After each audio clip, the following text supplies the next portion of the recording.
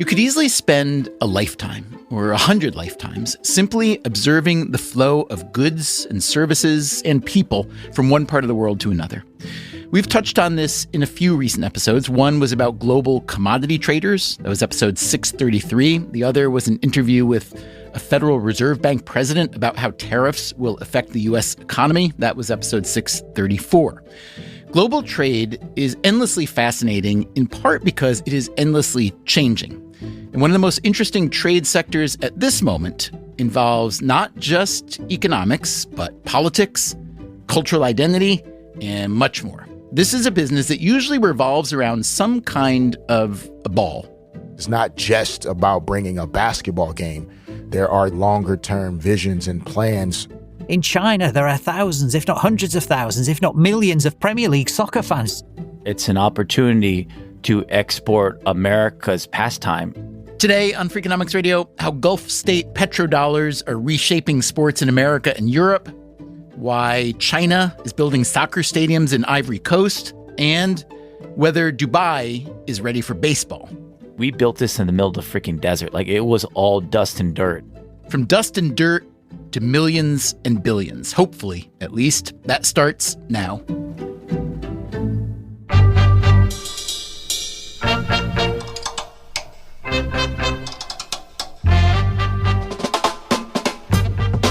This is Freakonomics Radio, the podcast that explores the hidden side of everything, with your host, Stephen Dubner.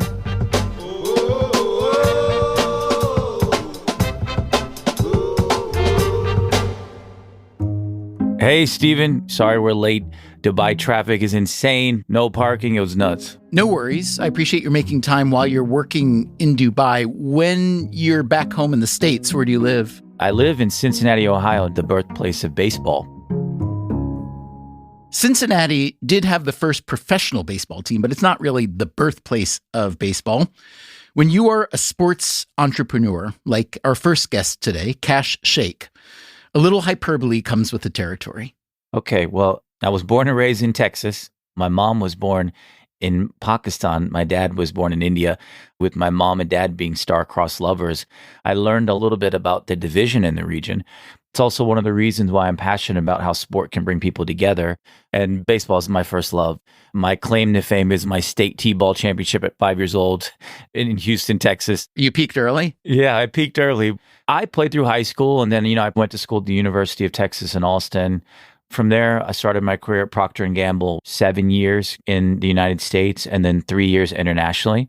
After P&G, I went to work for a startup called GoPro Camera. What'd you do for them? I was our first head of marketing. So I got to see that rocket ship growth and then go start my first company called Be Somebody, which was a content platform. Sheikh went on Shark Tank with Be Somebody to try to raise money, but none of the sharks wanted to invest. He wound up selling that company and eventually started a marketing firm called BSB, as in Be Somebody. Some of his clients were pro athletes, both current and retired. I saw that there was an opportunity for these legends of the game that were like at the top request list, but then as soon as they retired, didn't have as many opportunities. They also had some money they could invest. They had some things they wanted to do. One of the first people I started to really connect with was Barry Larkin. Larkin is a Hall of Fame baseball player who spent his entire career with the Cincinnati Reds. He retired about 20 years ago. Lark was my inspiration for this because he is like an OG of international baseball. He was the manager of the Brazilian national team in the World Baseball Classic. He's done some development work in Asia. He was in the movie $1 Million Arm. That movie is about finding baseball talent in India. He was like, Cash, what if we took the game to another part of the world? Like we took it to Middle East, took it to Asia. That was the spark that ignited this journey. And that's the journey that brought Cash Sheikh to Dubai in the United Arab Emirates. And that's why we're speaking with him today about his latest startup. I'm the co-founder, chairman, and CEO of Baseball United, the first professional baseball league focused on the Middle East and South Asia. It's a clever name, Baseball United. United like Manchester United and all those other English soccer clubs, but also as in United States of America, so that Baseball United feels like an official U.S. export. We decided day one that we wanted Dubai to be our headquarters, to be the launch pad of professional baseball in the Middle East. A lot of reasons why. The number one tourist destination in the world from a city standpoint. Again, that is a little bit of hyperbole, but Dubai does make the top 10 of global tourist destinations. Very cosmopolitan, very innovative city, and also a city that's really gravitating towards sport, and a region that's really in love and on fire with sport right now in the Middle East. Name a few things that make that true. The Middle East investment into sport has been unprecedented, whether it's investing in American franchises and leagues, building grounds and facilities and stadiums, investing in their own national teams and their grassroots programs. You've got this conglomerate of countries that traditionally the last 50 years have been oil, oil, oil. But over the last few years, they've really been trying to diversify into tourism and also into sport. We knew that. We saw that. We also know that this region, Middle East and South Asia, is cricket country. It's the bat and ball epicenter of the universe. There's basically 2 billion people in this region, and 1 billion of them are cricket fans. We had a hypothesis that maybe we could inspire them to fall in love with the game that we love, America's pastime of baseball. To get the project started, Sheikh relied mostly on his own money and on the reputation of some big-time baseball players. I brought on 20 Major League Baseball legends, 2 Hall of Famers, Barry Larkin and Mariano Rivera. Some are current players. Ronald Acuna Jr., last year's MVP. They're putting their money in, but in addition to the money that they're putting in, they're contributing their name, image, and likeness, their social media, their expertise. What's your total capitalization right now? Well, we're not sharing that, but I think that we did a pretty good job in the early rounds to set us up to have a solid 3-4 year run at building the foundation that we wanted to build. Baseball United debuted in 2023 with 2 showcase games at the Dubai International Stadium, which usually hosts cricket. Those games featured former stars including Robinson Cano, who's 42 years old, and Bartolo Colon, who's 52. Baseball United has also organized a regional tournament called the Arab Classic, and the league will return to Dubai this November with a fuller schedule and their own home. We're literally building the first ever professional baseball field in history of the region. You can drive 5,000 miles northeast, southwest. You will not find a professional baseball field. What's the stadium like? Stadium is a big word. I would say it's a ballpark. We partnered with some of the best in the world, Musco Lighting, that did the lighting for Great America Ballpark and Wembley Stadium. They're doing our lights. We have 8 towers, 15 million lumens, basically Major League Baseball quality lighting. We've partnered with Field Turf, that's the best in the world at synthetic surfaces that can withstand crazy heat that we have out here in Dubai, which can get up to 115 degrees. How does the ball travel in the air there? I've noticed, and I hate that this is happening, Stephen, we built this in the middle of the freaking desert. Like, it was all dust and dirt, and it's beautiful, but there's still not a lot of things blocking the wind. And there is a bit of a hard wind that blows in around game time from the outfield in towards home plate. Did you build it in the wrong direction, you're saying? You should have had it blowing out. We built it so it's ideal from a sun perspective, but I didn't accommodate for the wind. So I'm like, damn it. Wait a minute. Aren't you going to play most games at night, I assume, with the heat? Well, we wanted to have the flexibility. We're purposely playing in what's typically called winter ball, the winter ball window after the Major League Baseball season, basically November to February. We didn't want to compete with MLB, and we know that there's a surplus of great professional players that can play during that time. And the weather here in the Middle East is just perfect during that time. Are you expecting current MLB players to come play? Yeah, we are. We already have guys that are freshly, out of the league or played in the league for many years. Maybe in AAA and they're not going to make it. Exactly. The Major League Baseball system has severely shrunk over the last few years. They cut the draft in half. They cut the minor leagues in half. So you had this surplus of great professional players, like a guy like Didi Gregorius, who has no business in not being in the league. Pablo Sandoval, 3-time World Series champion, played in our league. We're working on the details with Major League Baseball. We believe we'll sign a winter ball agreement with them, which means Ronald Acuna Jr. could come play out here, just like he goes down to Venezuela right now to play in winter ball. What's a typical Major League Baseball team contract, though? I would think that I don't want my players playing in some winter league just for all kinds of reasons, mostly injury. Yeah, you have some of that. But other teams want their guys, especially the younger guys, to work on their game. And some guys have leverage, like Albert Pujols, after 15 years in the league, was playing winter ball in Dominican Republic.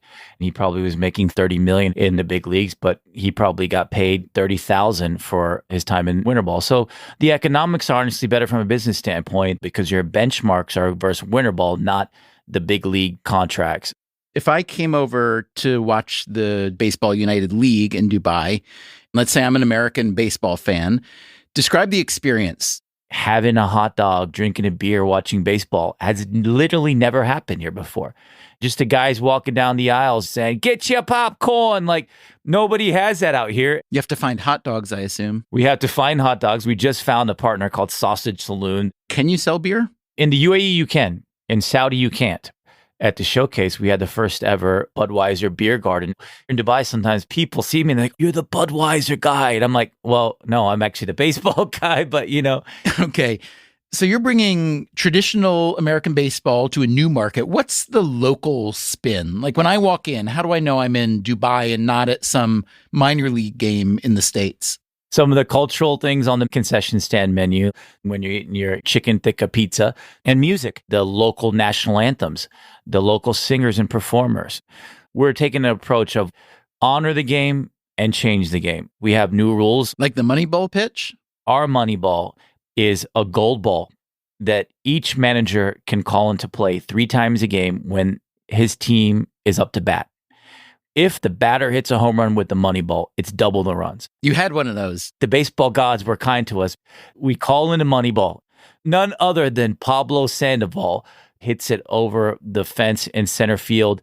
That clip was everywhere. The first ever 6-run home run. A 2-2 game is now 8-2. It's really interesting just to hear about your various successes and journeys and ambition. I mean, this is hugely ambitious. When you think about what you bring to this, what's your superpower? I think my superpower is being able to get up off the ground after I get kicked in the stomach and I got all the sand in my eyes and push myself up and keep going. We have to change the market, create habit change. Just the camera people out here, they don't know baseball. They don't know how to shoot baseball. They don't know how to follow the ball. The amount of training we've had to do to camera people so they know that when the balls hit the left field, where to move the camera is another like crazy science project. So we taught everything from scratch.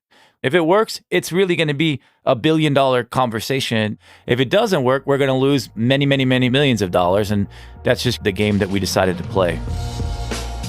Coming up after the break, why sports economics isn't like the rest of economics. We had massive infrastructural problems. We had a hooligan problem. I'm Stephen Dubner. This is Freakonomics Radio. We'll be right back.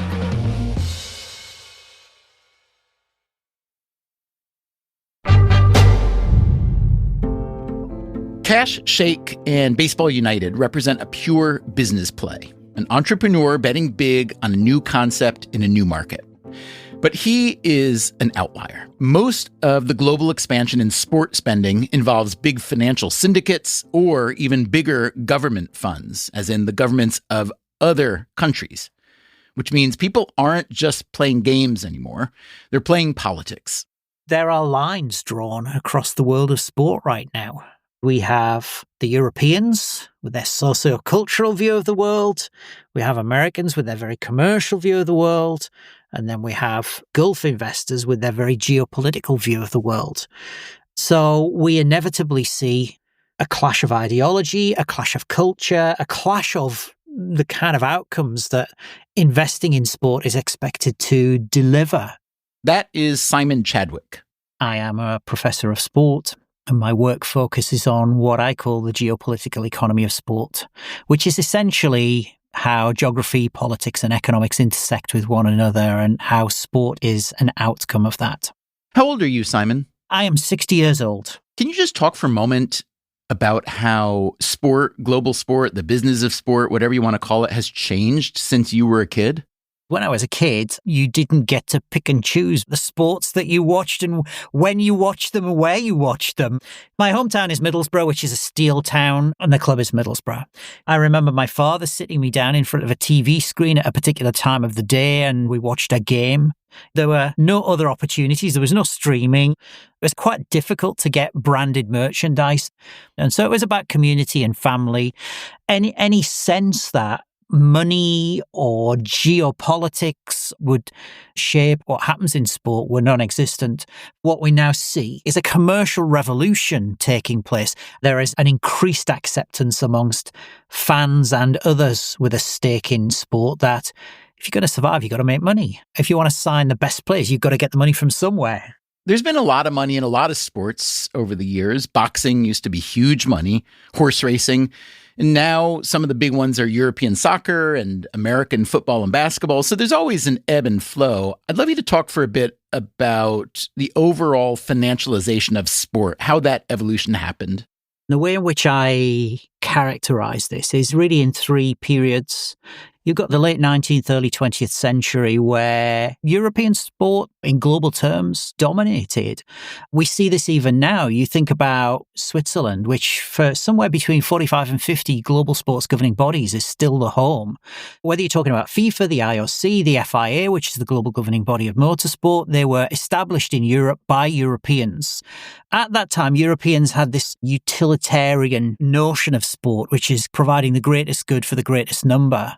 So this was about not making a profit, and it wasn't about political posturing. It was about character to a large degree, wasn't it? If you look at the history of European sport, we do in fact talk about muscular Christianity, healthy body, healthy mind. Same in the US, the YMCA, that was the big part of that movement, the Young Men's Christian Association. But by the post-war period, late 1940s, 1950s, what we began to see was the rise of the second period of elite professional sport.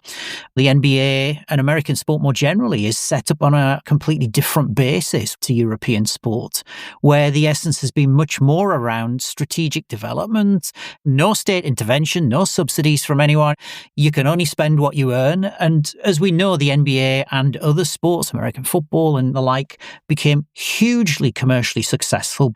The economic ideology that has gone alongside that, essentially liberal free market economics, began to infuse and pervade across sport. Okay, so that's your second era of professional sport. But we're now living in this third age of elite professional sport, which is different. It isn't just Europe. It isn't just the United States. Obviously, it's China, it's Saudi Arabia, it's Nigeria, it's India, and many other countries across the world. And what do you mean by that? Give me an example for India, maybe. India is elite professional sports' best kept global secret. Indian Premier League cricket is one of the most significant commercial developments in global sport of the last 20 or 30 years. In fact, in 2023, the world record for the most simultaneous live streams of an event was broken for an Indian Premier League cricket match. Now, interestingly, I've been reading some things just this week about China. One of the things that China has been trying to do over the last 10 years is to become an infrastructural leader globally. This is not just about industrial development, it's also about geopolitics and diplomacy too. And where we have seen more Chinese stadiums constructed than anywhere else in the world, obviously excepting China itself, is in Africa. If we take a competition as an example, the African Cup of Nations, a soccer tournament, in 2024, the championship was hosted by Ivory Coast. Typically at the African Cup of Nations, it's 4 stadiums where the games will take place. In Ivory Coast, all 4 were constructed by China. And when we say China, these tend to be state entities or closely related to the state entities. They're constructed in one of 2 ways. The first way is they're constructed free of charge. China says, hey, let us build you a stadium. Now, keep in mind, my first degree is economics. They told us on the first day of my degree, there's no such thing as free school lunch. What does China get out of it by building free stadiums in Ivory Coast?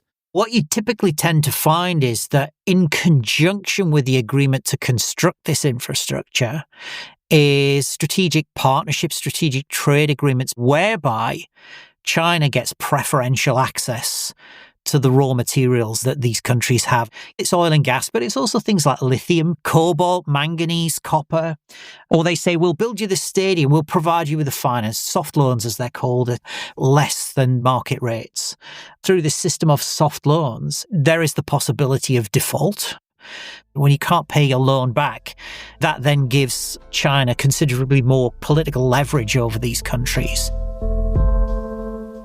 Government officials in the US and Europe have called these Chinese tactics predatory, but they appear to be successful. China is now reportedly Ivory Coast's biggest trading partner.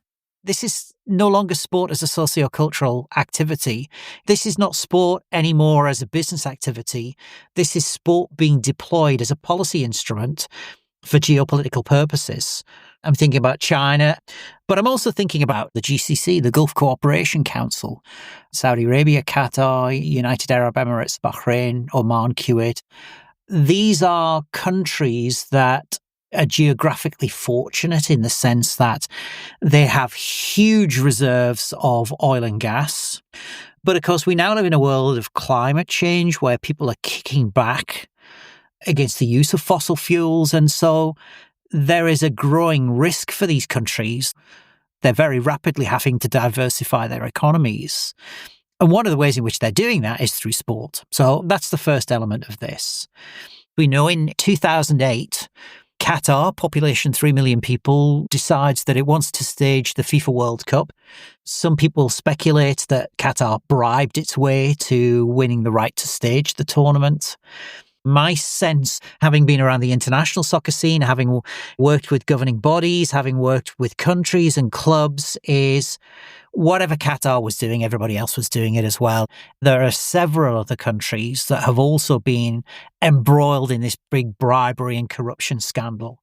So for the Qataris, sport has served the purposes of nation building, literally being used as the basis for creating the infrastructure of a modern state.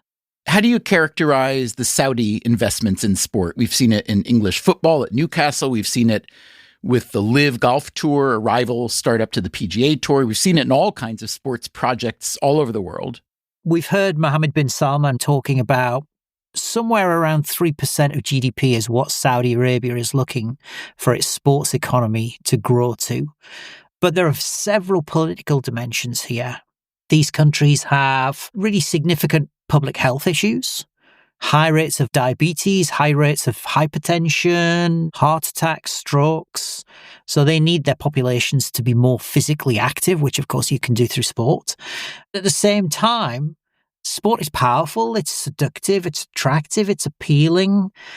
We tend to forget about the bad parts of countries when their leading sports teams are the most exciting in the world. So we are looking at nation building, nation branding, soft power, diplomacy, image and reputation management, which some people might call sport washing. So this is not straightforward. It is complex. There are multiple motives underpinning what they're doing. But I think the message is very clear. They're going to spend and they're going to do what they think they need to do to get to where they need to get to. We made an episode a few years ago called What is Sports Washing and Does It Work? That story is by now pretty familiar to anyone who cares about this kind of thing. A country with reputational problems tries to clean things up with the spectacle of sport. What Cash Sheikh is trying to do in Dubai with Baseball United is different. He is exporting an American sport and the American sports business model to try to grab some of those petrodollars on their turf. It is the ultimate away game. And this has not gone as smoothly as he imagined. The government partnerships have been difficult. I mean, these are hard things to do. If somebody had told me that 60% of my job the first 2 years was going to be government relations, to be honest, even I don't know if I would have signed up. And I say this with all respect to our government partners. I don't necessarily enjoy it. I'm more of a builder, entrepreneur, not as much on the government side. What are those meetings like? I know you've met several times with the Saudi PIF, the Public Investment Fund, with the QIA, the Qatari Investment Authority, with Mubadala in Abu Dhabi. What's it like to be an American sports entrepreneur coming in knowing you need their participation, their blessing? What are those conversations like? There's basically three groups of government agencies or partners or firms you have to meet with. One is the group that you mentioned. It's basically capital. They're sovereign wealth funds. So it's much bigger than your typical VC. These are trillion-dollar funds.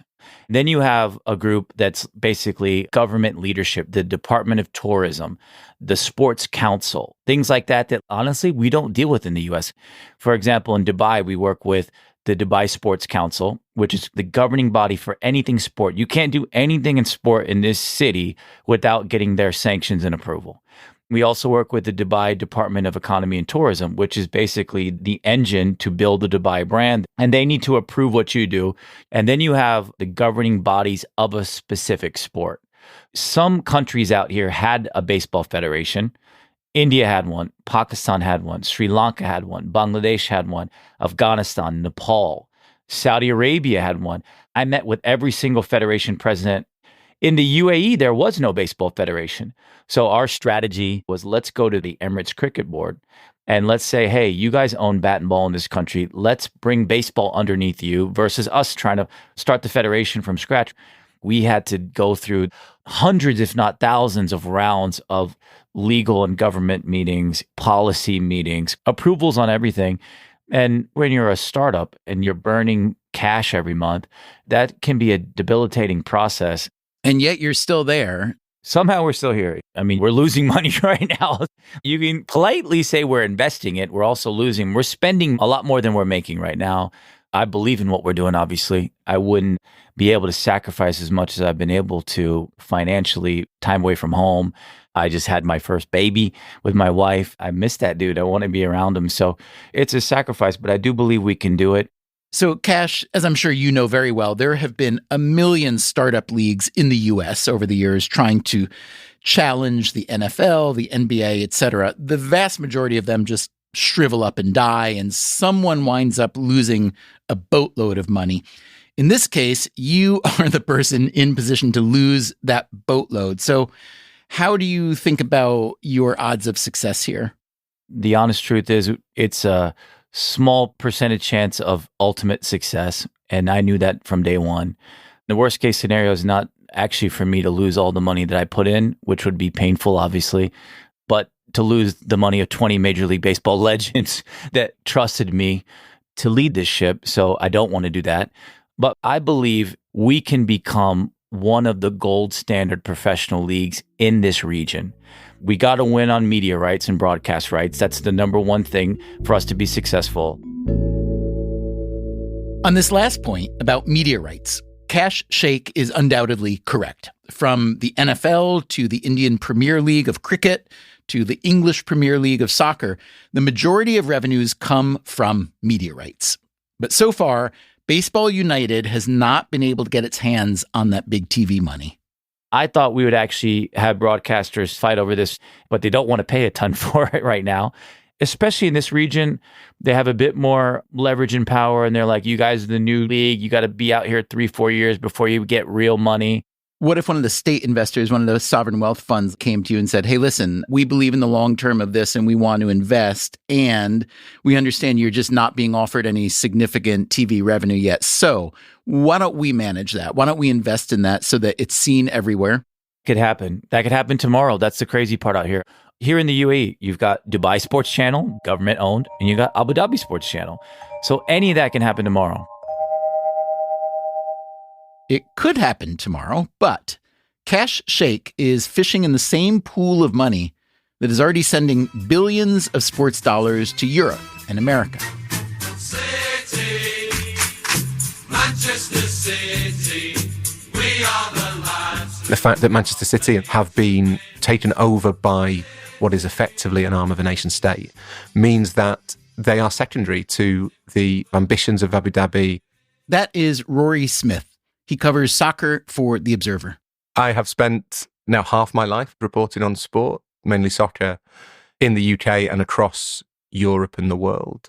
Was sport something that attracted you on a deep metaphysical level? Was it something that you played and fell into following? How did that work? There's probably a short and glib answer, which is that I wanted to be a journalist, and this is the easiest sort of journalism. So you thought. Yeah, initially it seemed very easy. Now you do have to have a reasonable grasp of geopolitics to cover sport. My sincere pitch is I think it remains possibly the best way to explain the world. If you look at its reach, its scale, the number of people who are in some way invested in it, it is an astonishingly global phenomenon. And you can make a case that Lionel Messi or Cristiano Ronaldo are among the most famous people who have ever existed, which is astonishing. In America, baseball was called for many years, and a few holdouts still call it this, the national pastime. Would you say the same applies to soccer in England? It's not enough to call soccer England's national pastime anymore.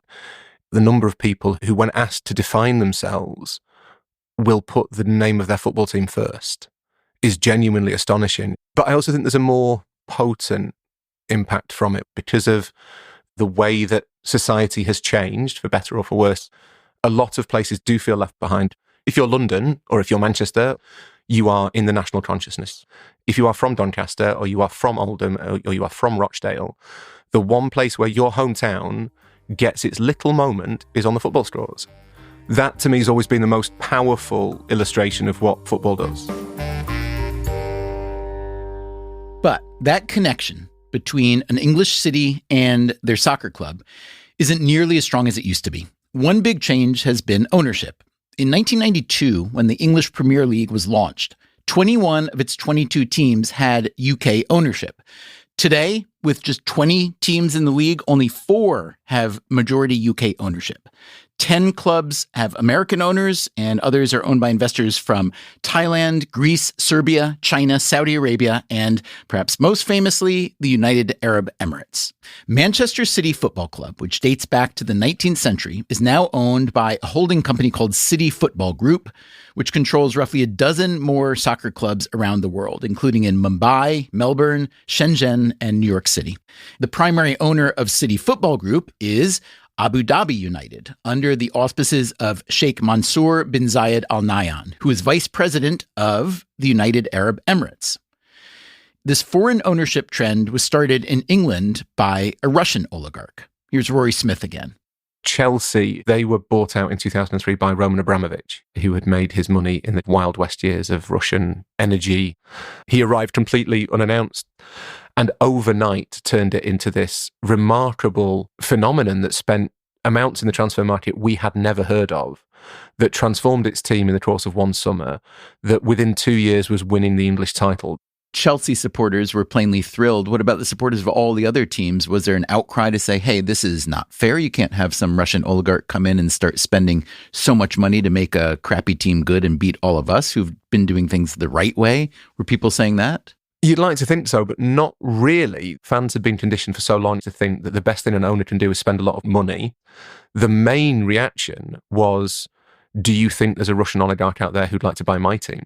And then describe the next phase. Who are the big, powerful, important owners of the last 12 to 15 years, including Man City, of course? Well, Abramovich sets the blueprint, really, for how you buy into soccer. So you end up 6 years later with another overnight takeover, completely hidden from public view. Abu Dhabi United bought Manchester City. By that stage, it made perfect sense that a Gulf state would like to buy Manchester City, or at least one of the oligarchs from a Gulf state, because we had internalized the idea that the Premier League was the playground of the rich and famous. Manchester City, for a long time, was a secondary force. They were not among the elite. Since then, they have won more Premier League titles than anybody else. They have won the Champions League, the most illustrious European competition. They pay some of the world's highest salaries. They have the world's finest manager. Manchester City Football Club now represents a bottomless river of glory. In what ways does it matter, though, that a foreign owner of a soccer team in England, which happens to be the most successful team of the last 10 years, is owned by an entity that is essentially a foreign state? To what degree does that matter? Well, to me, it matters an awful lot. There is this sense that soccer teams belong in a place and belong to a place. We know that they have to be run as businesses to be sustainable, but in an unspoken way, we characterize them as social institutions. And Manchester is probably the soccer city in the sense that there's a historical connection. It's where the Football League was founded in 1888. It's the home of the National Football Museum. A lot of the social progression of the 19th century came from Manchester. It's one of the cities of the Industrial Revolution, the birthplace of Marxism to an extent. It's a city with this remarkable history. The fact that Manchester City have been taken over by what is effectively an arm of a nation state means that they are secondary to the ambitions of Abu Dhabi. They are being used for something else. That is, to me, quite an important existential delineation. The government in Abu Dhabi does say that the Abu Dhabi United Group is, quote, completely unconnected to the government. How do you assess that claim? I'm sure it is legally. If you look at the payroll, there's quite a lot of similar names on the two. Whether it's a technicality or whether it's a degree of smoke and mirrors, I can see why all parties want to maintain that pretense, but it's not a very easy pretense to maintain with a straight face. Manchester City has been under investigation for more than 100 alleged violations of Premier League financial rules that are designed to keep clubs from overspending. They've also been accused of trying to circumvent those rules by disguising government funding as partnership revenue. Arsene Wenger, who was the iconic manager of Arsenal, once said that there have been teams with ideas before, and then they were overtaken by the teams with petrol, meaning the clubs owned by oil oligarchs. The problem with Manchester City is that they have petrol and ideas. The Abu Dhabi ownership group has also stirred things up in the city of Manchester itself. Several years after buying the soccer team, they partnered with the city council on a massive high-end real estate development called Manchester Life. A report by researchers at the University of Sheffield found that the Abu Dhabi investors got the land on the cheap, with little benefit for the city itself. There are huge numbers of families who are unable to find anywhere to live permanently, who are in very poor conditions. If at the same time you have this incredibly wealthy nation state that appears to be getting favourable rates on plots to develop for luxury flats, that looks like perhaps the council is not acting in the interests of the citizens as a whole. Those are only allegations. The council obviously deny them intensively. So, does the Abu Dhabi ownership group see Manchester as a model for future projects combining sport and real estate?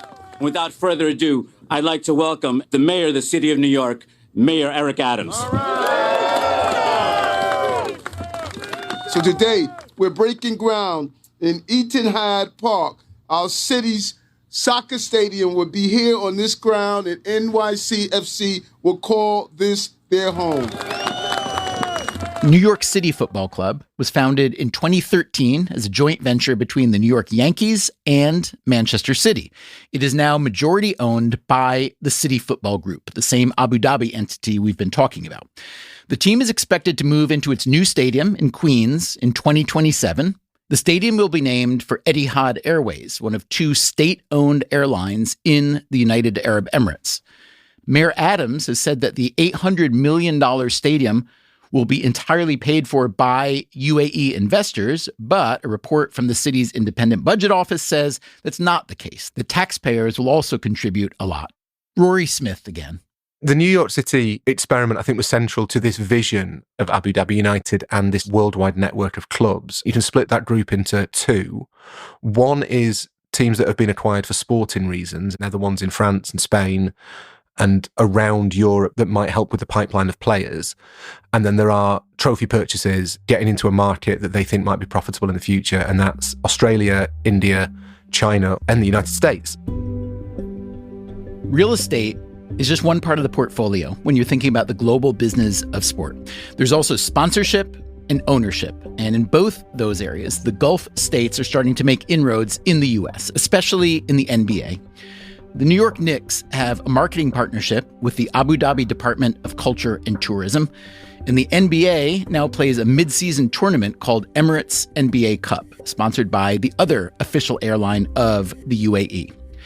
The Qatari Sovereign Wealth Fund recently bought a stake in the company that owns the Washington Wizards, as well as the Washington Mystics of the WNBA and the Capitals of the NHL. And in 2022, the NBA started bringing some teams over to Abu Dhabi to play preseason games. Some NBA legends were invited to come along to watch. Hey guys, my name is Derek Fisher. Derek Fisher on American basketball in the Gulf. It's coming up after the break. I'm Stephen Dubner. This is Freakonomics Radio. We'll be right back.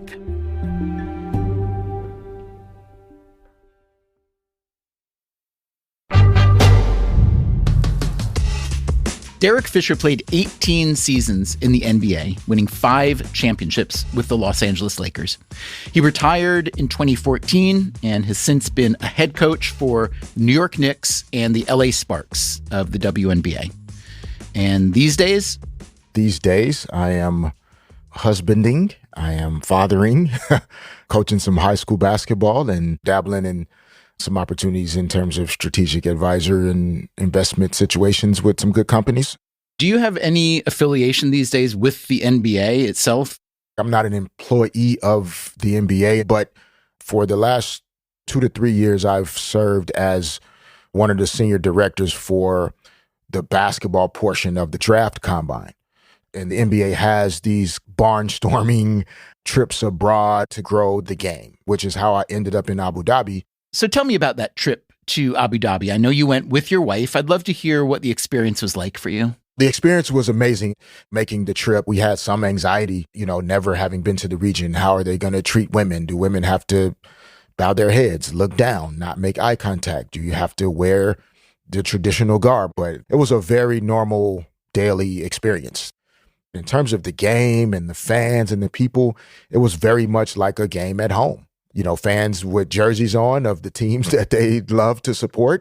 It was the Celtics versus the Nuggets. So there were a lot of Celtics fans there, which was not necessarily easy for me to sit through the whole time. But to me, what stood out was the amount of young people that got a chance to experience NBA basketball.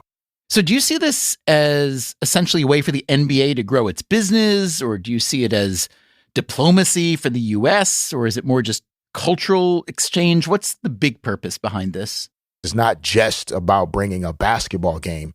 There are longer term visions and plans. There is a strong belief, as evidenced in the United States and other markets, like you can build entire downtown communities around sport. It's a socioeconomic growth engine like no other. The NBA is continuing to test and focus group what NBA basketball would be like in countries outside of the United States. Who are the right partners from a marketing perspective and investment perspective? What is the fan base like? What are people reacting to? Who bought tickets? Who downloaded the NBA app? The NBA is also reminding people or introducing people to why the game of basketball is so special. Basketball represents what America has historically been, right? Like so many men and women, girls and boys on the court from all walks of life. Some that didn't know where they were going to eat when they were 12 years old. Some that were homeless. Some that went to private school. Some that went to public school. It's all universal. And then, of course, the background of guys, best players in the world are from France and Serbia and Slovenia and all these global places. And so little kids in Abu Dhabi can dream to be there one day. When you're watching these exhibition games there and seeing how the fans are reacting and so on, could you envision a real NBA outpost either in Abu Dhabi or elsewhere in the Middle East?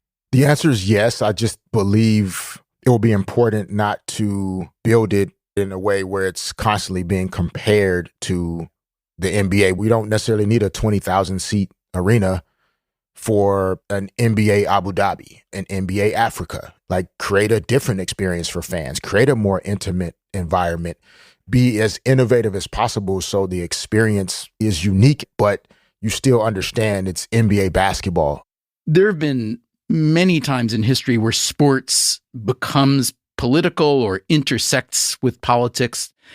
Given the politics of the world at the moment, I'm just curious how you think about either the U.S. bringing its sports to a country that some people don't like their politics, or a country where some Americans don't like their politics investing in American sports.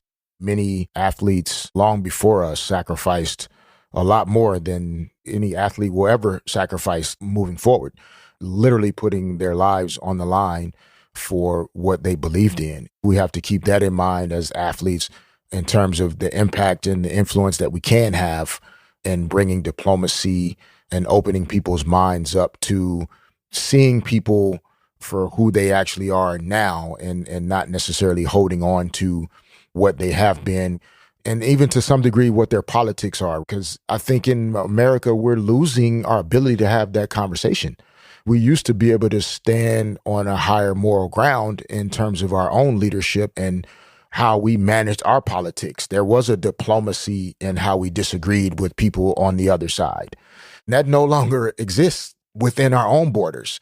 So then how can we stand on top of the Statue of Liberty and yell across to somebody else that their politics are terrible and look at what you do to those people? And we're still working through stuff that many of our athletes historically were trying to stand up for. I'm not saying we should have photo ops with men and women that are clearly antagonizing and creating crimes of humanity. We just have to be careful before we're yelling so loudly about everybody else's politics and why we don't want them to invest here when we clearly aren't willing to invest with our own people very often. You know, I'm supportive of it. I'm supportive of growing all games, all sport in any way possible. That, again, is Cash Sheikh of Baseball United, who's trying to bring America's pastime to the Middle East. Sport is one of the great unifiers of all time in the history of mankind. Sheikh, like Derek Fisher, thinks that it's time to get beyond the moralistic hand-wringing, the idea that the U.S. shouldn't partner up with Gulf state autocrats with bad human rights records. What do you want them to do? Keep doing something you didn't like? Because now they're trying to do something good. My mom and dad are engineers.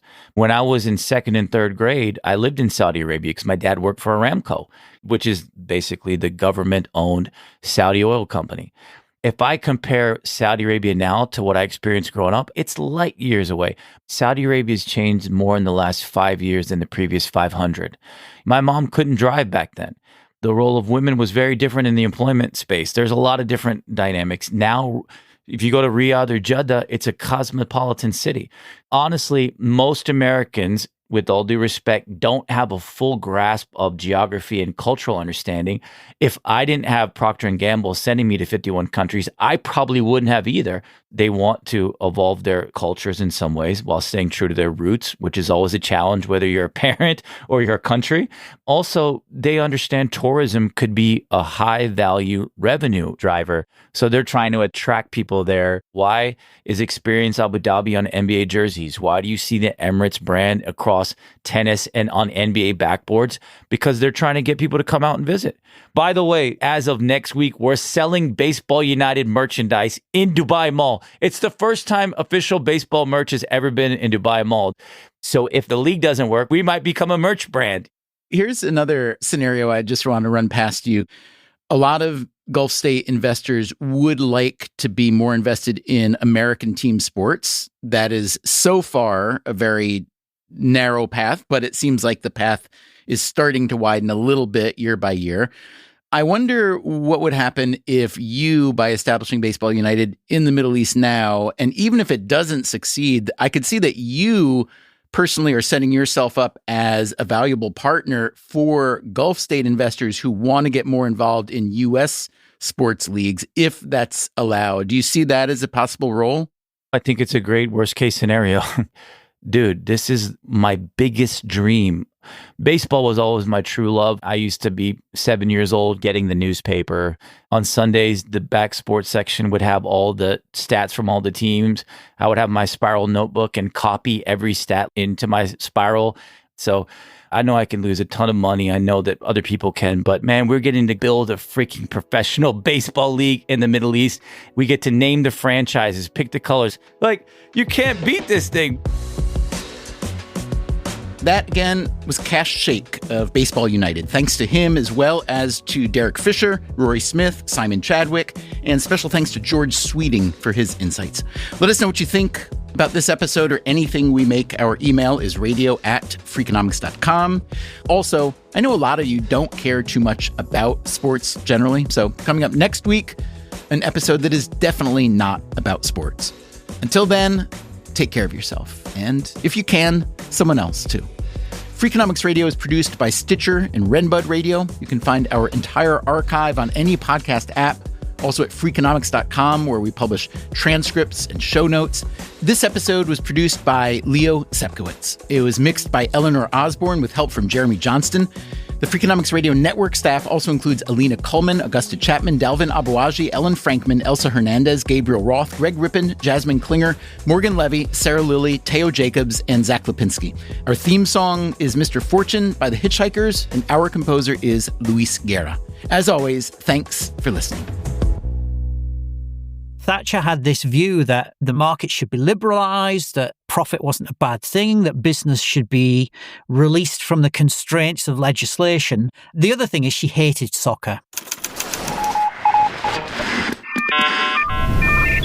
The Freakonomics Radio Network, the hidden side of everything. Stitcher.